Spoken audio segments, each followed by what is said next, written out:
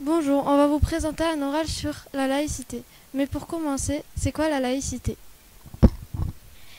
La laïcité, c'est la tolérance, respecter la liberté et les opinions des autres, et librement une religion, la changer ou ne pas en avoir. Le contraire de la laïcité, c'est le prosélytisme, vu que c'est la volonté d'imposer ses idées aux autres. Dans ce collège, pour représenter la laïcité, nous avons décidé de dessiner un arbre. Donc on va vous le présenter. Les racines représentent le passé, le tronc représente le présent et les branches représentent l'avenir. Sur cet arbre, il y a des cocardes tricolores, une cocarde tricolore et un rappel de la Révolution française en 1789, naissance de l'emblème national. Il y a aussi un bonnet phrygien. Autre rappel de la Révolution française était un symbole de liberté pour les hommes. Mais chez les Grecs et les Roumains, le bonnet phrygien était un symbole pour les esclaves, mais en 1792 devient un symbole de la République.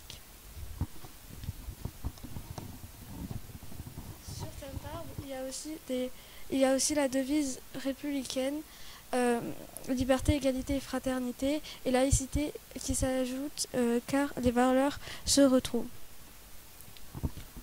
Sur cet arbre, à la place des feuilles, il y a des mains pour montrer une forme de signature, et ces mains sont de différentes couleurs pour montrer qu'on n'est pas tous pareils.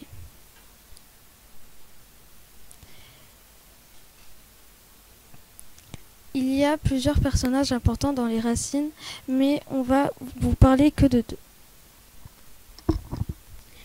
Victor Hugo, l'Église chez elle et l'État chez lui est une citation extraite d'un discours de Victor Hugo prononcé en 1850 à l'Assemblée nationale.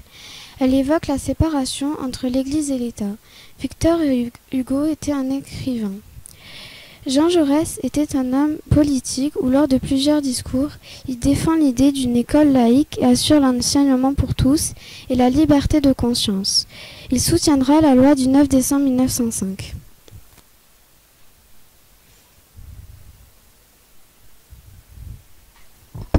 C'est pas la loi du 9 décembre 1905.